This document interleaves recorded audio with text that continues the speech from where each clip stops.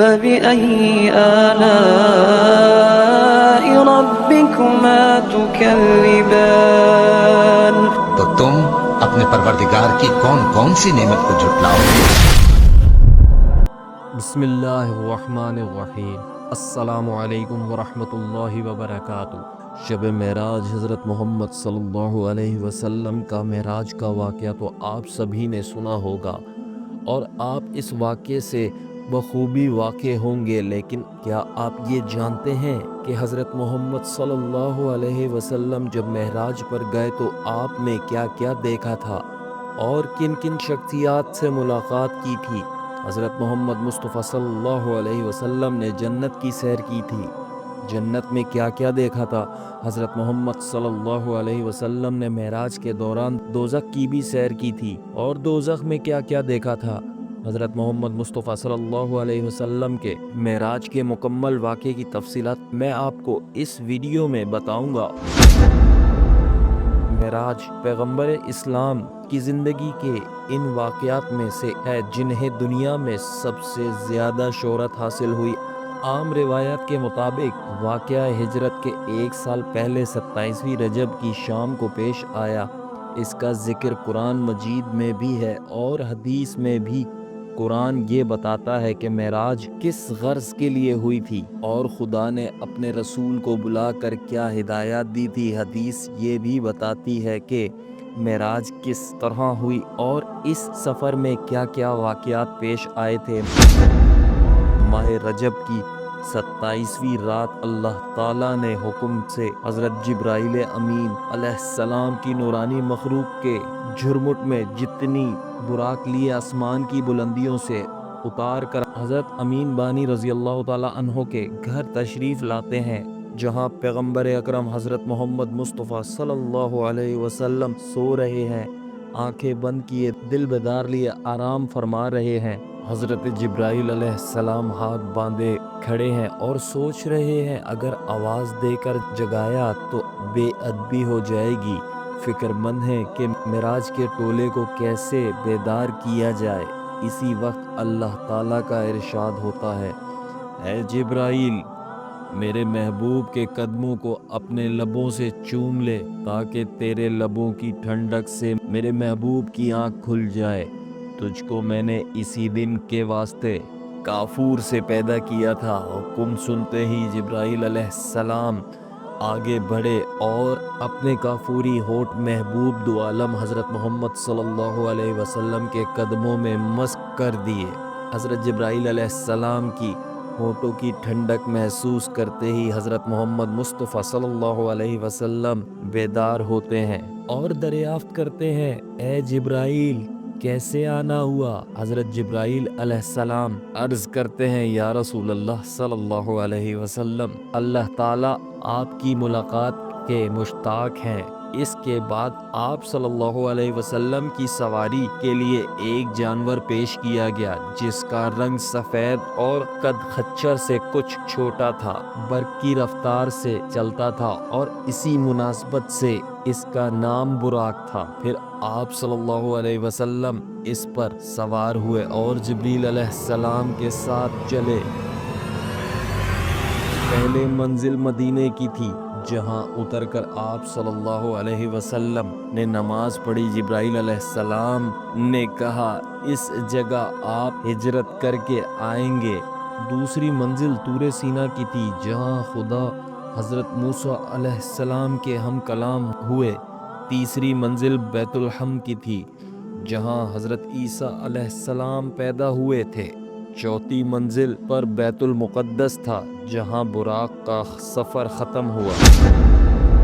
بیت المقدس پہنچ کر حضرت محمد مصطفیٰ صلی اللہ علیہ وسلم براق سے اتر گئے اور اسی مقام پر اسے باندھ دیا جہاں پہلے انبیاء علیہ السلام اسی جگہ اپنی سواری کو باندھا کرتے تھے۔ ہیکل سلیمانی میں داخل ہوئے تو ان سب پیغمبروں کو موجود پایا جو ابتدائی سے اس وقت تک دنیا میں پیدا ہوئے تھے۔ آپ صلی اللہ علیہ وسلم کے پہنچتے ہی نماز کے لیے صف باندھی گئی اور آپ صلی اللہ علیہ وسلم نے سب کو نماز پڑھائی۔ پھر آپ صلی اللہ علیہ وسلم کے سامنے 3 پیالے پیش کیے گئے، ایک میں پانی، دوسرے میں دودھ اور تیسرے میں شراب تھی۔ آپ صلی اللہ علیہ وسلم نے دودھ کا پیالہ اٹھا لیا، حضرت جبرائیل علیہ السلام نے مبارکباد دی، آپ صلی اللہ علیہ وسلم فطرت کی راہ پا گئے، اور اس کے بعد ایک سیڑھی آپ کے سامنے پیش کی گئی اور جبرائیل علیہ السلام اس کے ذریعے سے آپ صلی اللہ علیہ وسلم کو آسمان کی طرف لے چلے۔ عربی زبان میں سیڑھی کو معراج کہتے ہیں، اور اسی مناسبت سے سارا واقعہ معراج کے نام سے مشہور ہے۔ پہلے آسمان پہنچے تو دروازہ بند تھا، محافظ فرشتوں نے پوچھا کون آتا ہے؟ حضرت جبرائیل علیہ السلام نے اپنا نام بتایا، پوچھا تمہارے ساتھ کون ہے؟ حضرت جبرائیل علیہ السلام نے کہا محمد صلی اللہ علیہ وسلم۔ پوچھا گیا کیا انہیں بلایا گیا ہے؟ کہا ہاں۔ تب دروازہ کھلا اور آپ صلی اللہ علیہ وسلم پر خیر مقدم کیا گیا۔ یہاں آپ صلی اللہ علیہ وسلم کا تعارف فرشتوں نے انسانی ارواح کی ان بڑی بڑی شخصیتوں سے ہوا جو اس مرحلوں پر مقیم تھے۔ ان میں نمایاں شخصیات ایک ایسی بزرگ کی تھی جو انسانی بناوٹ کا مکمل نمونہ تھی۔ چہرہ اور جسم کی ساخت میں کسی پہلو سے کوئی نقص نہ تھا۔ حضرت جبرائیل علیہ السلام نے بتایا کہ حضرت آدم علیہ السلام ہیں۔ آپ کے موروث علیہ السلام ان بزرگ کے دائیں بائیں بہت لوگ تھے۔ وہ دائیں جانب دیکھ کر خوش ہوتے اور بائیں جانب دیکھ کر روتے۔ پوچھا یہ کیا ماجرا ہے؟ بتایا گیا یہ نسل آدم علیہ السلام ہے۔ حضرت آدم علیہ السلام اپنی اولاد کے نیک لوگوں کو دیکھ کر خوش ہوتے ہیں اور برے لوگوں کو دیکھ کر روتے ہیں۔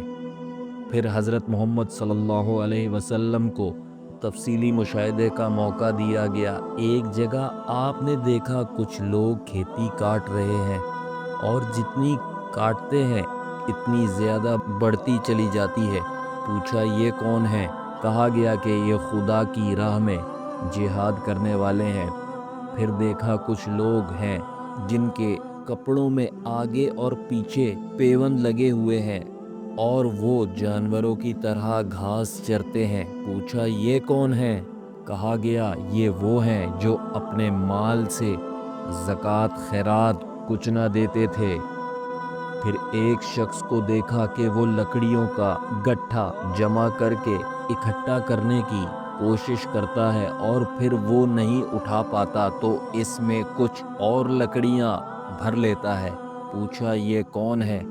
کہا گیا یہ وہ شخص ہے جس پر امانتوں کی ذمہ داریوں کا اتنا بوجھ تھا کہ اٹھا نہ سکتا تھا، مگر یہ ان کو کم کرنے کے بجائے اور زیادہ ذمہ داریاں بڑھاتا جاتا تھا۔ پھر دیکھا کہ کچھ لوگوں کی زبانیں اور ہونٹ کینچیوں سے کترے جا رہے ہیں۔ پوچھا یہ کون ہیں؟ کہا گیا کہ یہ غیر ذمہ دار مقرر ہیں جو بلا تکلیف زبان چلاتے اور فتنہ برپا کرتے تھے۔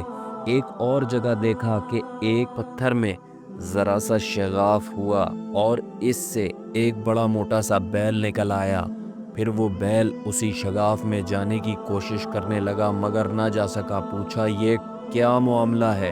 کہا گیا یہ اس شخص کی مثال ہے جو غیر ذمہ داری کے ساتھ ایک فتنہ غرض بات کر جاتا تھا، پھر نادام ہو کر اسی کی تلافی کرنا چاہتا ہے مگر نہیں کر سکتا۔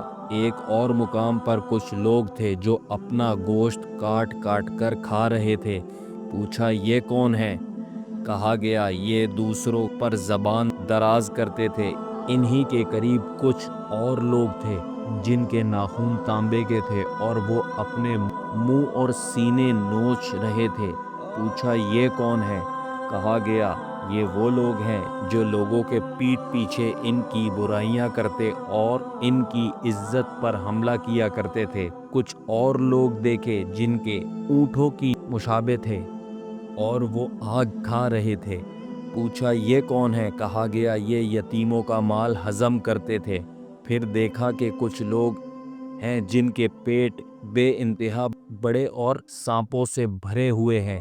آنے جانے والے ان کو رونتے ہوئے گزر جاتے ہیں مگر وہ اپنی جگہ سے ہل نہیں سکتے۔ پوچھا یہ کون ہے؟ کہا گیا یہ سود خور ہیں۔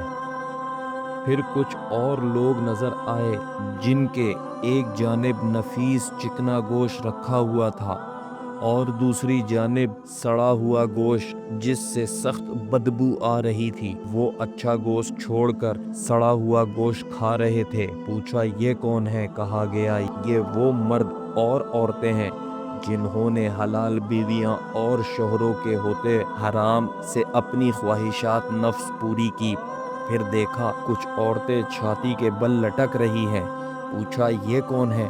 کہا گیا یہ وہ عورتیں ہیں جنہوں نے اپنے شوہروں کے سر ایسے بچے مونڈ دیے جو ان کے نہ تھے۔ انہی کے مشاہدات کے سلسلے میں حضرت محمد مصطفیٰ صلی اللہ علیہ وسلم کی ملاقات ایک ایسے فرشتے سے ہوئی جو نہایت ترش روئی سے ملا۔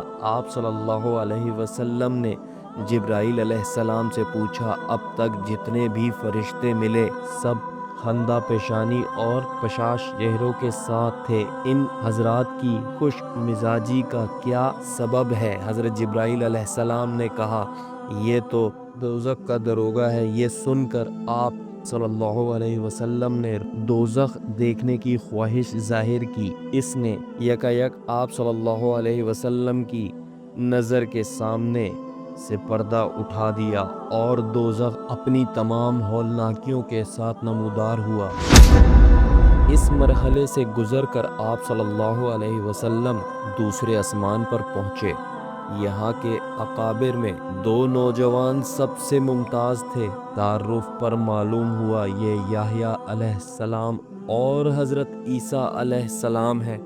تیسرے آسمان پر حضرت محمد صلی اللہ علیہ وسلم کا تعارف ایک ایسے بزرگ سے کروایا گیا جن کا حسن عام انسانوں کے مقابلے میں ایسا تھا جیسے تاروں کے مقابلے میں چودھویں کا چاند۔ معلوم ہوا یہ حضرت یوسف علیہ السلام ہیں۔ چوتھے آسمان پر حضرت ادریس علیہ السلام، پانچویں آسمان پر حضرت ہارون علیہ السلام، چھٹے آسمان پر حضرت موسیٰ علیہ السلام حضرت محمد صلی اللہ علیہ وسلم سے ملے۔ ساتویں آسمان پر پہنچے تو ایک عظیم الشان بیت المعمور دیکھا جہاں سے بے شمار فرشتے آتے اور جاتے تھے۔ اس کے پاس حضرت محمد صلی اللہ علیہ وسلم کی ملاقات ایک ایسے بزرگ سے ہوئی جو خود آپ صلی اللہ علیہ وسلم سے بہت مشابہ تھے۔ معلوم ہوا یہ حضرت ابراہیم علیہ السلام ہے۔ پھر مزید ارتقا شروع ہوا یہاں تک کہ آپ صلی اللہ علیہ وسلم سدرۃ المنتہا پہنچ گئے جو پیشگاہ رب العزت اور عالم خلقت کے درمیان حد فضائل کی حیثیت رکھتا ہے۔ نیچے سے جانے والے یہاں رک جاتے ہیں اور اوپر سے احکام اور قوانین براہ راست یہاں آتے ہیں۔ اسی مقام کے قریب آپ صلی اللہ علیہ وسلم کو جنت کا مشاہدہ کروایا گیا اور آپ صلی اللہ علیہ وسلم نے دیکھا کہ اللہ نے اپنے صالح بندوں کے لیے وہ کچھ مہیا کرا رکھا ہے جو کسی آنکھوں نے نہ دیکھا، نہ کسی کے کانوں نے سنا اور نہ کسی ذہن میں اس کا تصور تک گزر سکا۔ سدرۃ المنتہا پر جبرائیل علیہ السلام ٹھہر گئے اور آپ صلی اللہ علیہ وسلم تنہا آگے بڑھے۔ ایک بلند سطح پر پہنچے تو بارگاہ جلال سامنے تھے۔ ہم کلامی کا شرف بخشا گیا۔ جو باتیں ارشاد ہوئیں ان میں سے چند یہ ہیں۔ حضرت محمد صلی اللہ علیہ وسلم کو اپنی امت کے لیے نماز تحفے کے طور پر دی گئی۔ سورہ بقرہ کی آخری 2 آیات تعلیم فرمائی گئیں۔ شرک کے سوا دوسرے سب گناہوں کی بخشش کا امکان ظاہر کیا گیا۔ ارشاد ہوا کہ جو شخص نیکی کا ارادہ کرتا ہے اس کے حق میں ایک نیکی لکھ دی جاتی ہے اور جب وہ اس پر عمل کرتا ہے تو 10 نیکیاں لکھ دی جاتی ہیں، مگر جو برائی کا ارادہ کرتا ہے اس کے خلاف کچھ نہیں لکھا جاتا اور جب وہ اس پر عمل کرتا ہے تو ایک برائی لکھی جاتی ہے۔ بیشی خداوندی سے واپسی پر نیچے اترے، اسی سیڑھی سے اتر کر بیت المقدس آئے۔ یہاں پر تمام پیغمبر موجود تھے۔ آپ صلی اللہ علیہ وسلم نے ان کو نماز پڑھائی جو غالباً فجر کی نماز تھی، پھر برات پر سوار ہوئے اور مکہ واپسی پہنچ گئے۔ صبح سب سے پہلے آپ صلی اللہ علیہ وسلم نے ام ہانی کو یہ پوری داستان سنائی، پھر باہر نکلنے کا قصد کیا۔ انہوں نے آپ صلی اللہ علیہ وسلم کی چادر پکڑ لی اور کہا، خدا کے لیے یہ قصہ لوگوں کو نہ سنائیں، ورنہ ان لوگوں کو آپ صلی اللہ علیہ وسلم کا مذاق اڑانے کا ایک اور شوشہ مل جائے گا۔ مگر آپ صلی اللہ علیہ وسلم نے یہ کہتے ہوئے باہر نکل گئے کہ میں ضرور بیان کروں گا۔ حرم کعبہ میں پہنچے تو آپ کو ابو جہل سے آمنا سامنا ہوا۔ اس نے کہا، کوئی تازہ خبر؟ فرمایا ہاں۔ پوچھا کیا؟ فرمایا میں آج کی رات بیت المقدس گیا تھا۔ کہا بیت المقدس راتوں رات ہوا ہے اور صبح یہاں موجود ہیں؟ فرمایا ہاں۔ ابو جہل نے کہا، قوم کو جمع کروں؟ سب کے سامنے یہی بات کہو گے؟ فرمایا ہاں۔ بے شک ابو جہل نے آواز دے دے کر سب کو جمع کر لیا اور کہا، لو اب کہو۔ آپ صلی اللہ علیہ وسلم نے سب کے سامنے پورا قصہ بیان کر دیا۔ لوگوں نے مذاق اڑانا شروع کر دیا۔ 2 مہینے کا سفر ایک رات میں ناممکن مرحلہ۔ پہلے تو شک تھا، اب یقین ہو گیا۔ تم دیوانے ہو گئے ہو۔ یہ خبر تمام مکہ میں پھیل گئی۔ بہت سے مسلمان اس کو سن کر اسلام سے پھر گئے۔ پھر جن لوگوں کو بیت المقدس دیکھا ہوا تھا انہوں نے کہا کہ آپ وہاں کا نقشہ بیان کریں۔ آپ نے فوراً نقشہ بیان کرنا شروع کر دیا اور ایک ایک چیز اس طرح بیان کی گویا کہ بیت المقدس کے سامنے موجود ہے اور آپ دیکھ دیکھ کر اس کی حقیقت بتا رہے ہیں۔ وہاں بکثرت ایسے آدمی موجود تھے جو تجارت کے سلسلے میں بیت المقدس جایا کرتے تھے۔ وہ سب دلوں میں قائل ہو گئے تھے کہ نقشہ تو بالکل صحیح ہے۔ اب لوگ آپ صلی اللہ علیہ وسلم کے بیان کی ثبوت مانگنے لگے۔ فرمایا، جاتے ہوئے میں نے فلاں مقام پر فلاں قافلے پر سے گزرا جس کے ساتھ یہ سامان تھا، اور ایک اونٹ فلاں وادی کی طرف بھاگ نکلا۔ میں نے قافلے والوں کو اس کا پتہ دیا۔ واپسی میں فلاں قبیلے کا قافلہ مجھے ملا۔ سب لوگ سو رہے تھے۔ میں نے ان کے برتن سے پانی پیا اور اس بات کی علامت چھوڑ دی کہ اس سے پانی پیا گیا ہے۔ ایسے ہی کچھ اور پتے حضرت محمد صلی اللہ علیہ وسلم نے دیے اور پھر آنے والے قافلوں میں سے ان کی تصدیق ہو گئی۔ اس طرح زبانیں بند ہو گئیں، مگر دل یہی سوچتے رہے کہ یہ کیسے ہوا، یہ کیسے ہو سکتا ہے۔ آج بھی بہت سے لوگ سوچ رہے ہیں کہ یہ کیسے ہوا۔ میں امید کرتا ہوں تمام دوستوں کو یہ ویڈیو پسند آئی ہوگی۔ ہمارے چینل پاک اسلام کو سبسکرائب کریں اور بیل آئیکن پریس کرنا مت بھولیے گا۔ ملتے ہیں اگلی ویڈیو میں۔ جزاک اللہ خیر۔